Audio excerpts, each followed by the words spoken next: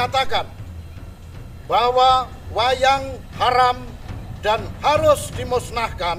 Dan tidak ada kata-kata saya di situ mengharamkan. Saya mengajak ya agar menjadikan Islam sebagai tradisi. Makna kata-kata ini juga, kalau ada tradisi yang sejalan dengan Islam, tidak ada masalah. Dan kalau bentrok sama Islam, ada baiknya ditinggalkan. Dan ini sebuah saran. Pernyataan tersebut sangat menyinggung para budayawan dan seniman, terutama seniman wayang. Potongan yang ketiga teman-teman sekalian, sangat berhubungan dengan jawaban saya terhadap potongan yang kedua tadi, yaitu dimusnahkan.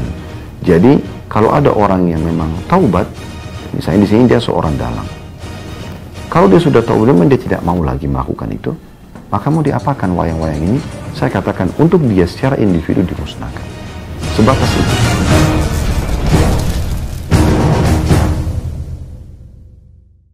Video ini teman-teman kami buat untuk klarifikasi sekaligus permohonan maaf tentunya atas potongan pertanyaan yang diajukan oleh salah satu jemaah beberapa tahun lalu di Masjid Blok M di Jakarta, dan sekaligus jawaban kami tentang masalah wayang. Saya akan coba klarifikasi jawaban kami, saya coba bagi menjadi 3 bagian, saudaraku, seiman dan juga sebangsa dan setanah air. Yang pertama adalah lingkupnya adalah pengajian kami dan jawaban seorang dai muslim kepada penanya muslim. Itu dulu batasannya.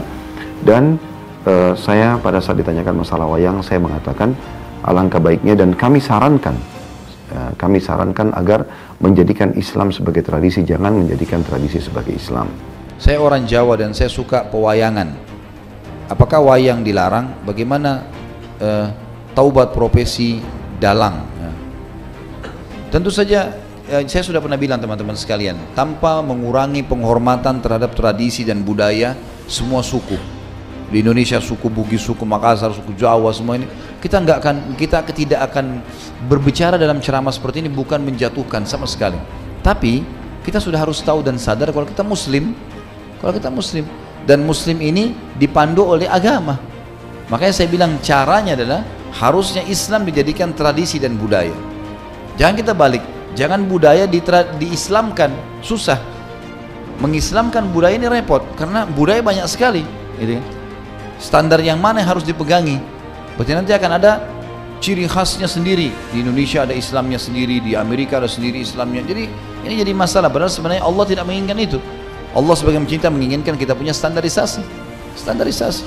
Jadi Allah alam yang saya tahu lebih baik yang seperti ini. Kalau memang itu peninggalan nenek moyang kita, mungkin kita bisa kenang dulu, oh ini tradisinya orang dulu seperti ini. Tapi kan bukan berarti harus itu dilakukan sementara dalam Islam dilarang. Kita sudah Muslim, harusnya kita tinggalkan. Dan tidak ada kata-kata saya di situ mengharamkan. Saya mengajak ya agar menjadikan Islam sebagai tradisi. Makna kata-kata ini juga, kalau ada tradisi yang sejalan dengan Islam, tidak ada masalah. Dan kalau bentrok sama Islam, ada baiknya ditinggalkan. Dan ini sebuah saran.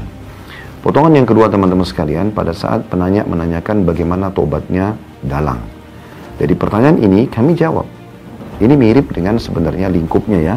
Kalau ada yang menanyakan bagaimana tobatnya seorang pedagang, seorang guru misalnya, disebutkan profesi. Maka saya sebagai seorang dai muslim menjawab, umumnya kaum muslimin kalau bertaubat, dan setiap muslim pasti akan merasa bahagia, senang kalau diajak bertaubat. Dan memang jawabannya taubat nasuha, kembali kepada Allah dengan taubat yang benar. Kalau masalah taubat, ya taubat nasuha kepada Allah SWT dengan 3 syarat yang sudah kita tahu. Meninggalkan dosa-dosa seketika, menyesal dan janji sama Allah tidak mengulanginya.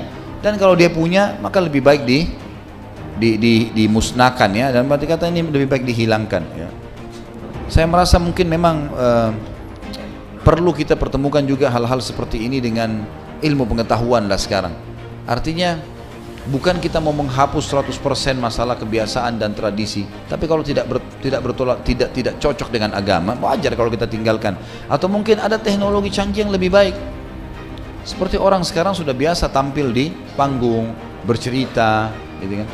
Maka dengan wayang-wayang ini sebenarnya sudah bisa tergantikan dengan manusia yang sudah jelas-jelas nyata gitu.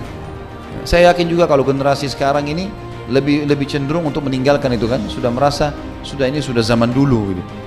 Ini mungkin bisa kita tangkap secara rasional untuk meninggalkannya dengan cara gitu juga. Jadi memahami poin tadi. Potongan yang ketiga teman-teman sekalian sangat berhubungan dengan jawaban saya terhadap potongan yang kedua tadi, yaitu dimusnahkan. Jadi kalau ada orang yang memang taubat, misalnya di sini dia seorang dalang, kalau dia sudah taubat dan dia tidak mau lagi melakukan itu, maka mau diapakan wayang-wayang ini? Saya katakan untuk dia secara individu dimusnahkan. Sebatas itu. Saya sama sekali tidak berpikir ataupun punya niat untuk menghapuskan ini dari sejarah nenek moyang Indonesia, atau misalnya menyuruh seluruh dalang-dalang bertobatlah kepada Allah, ya, atau misalnya semua wayang harus dimusnahkan. Anda mau melakukannya, itu hak Anda. Kami sedang ditanya, mohon maaf, lingkup di taklim kami. Namun teman-teman sekalian, klarifikasi ini bukan membenarkan sikap, tapi hanya untuk menjelaskan saja.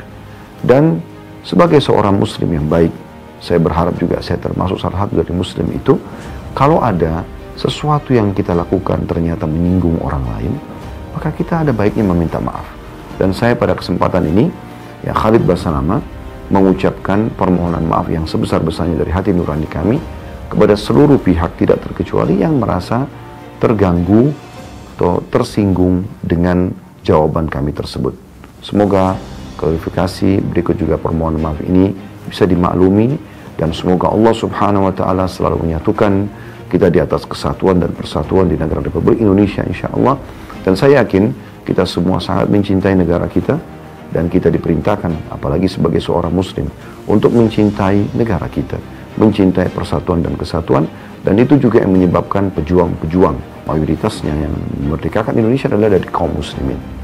Subhanakallahumma bihamdika asyhadu an la ilaha illa anta astaghfiruka wa atubu ilaik. Wassalamualaikum warahmatullahi wabarakatuh.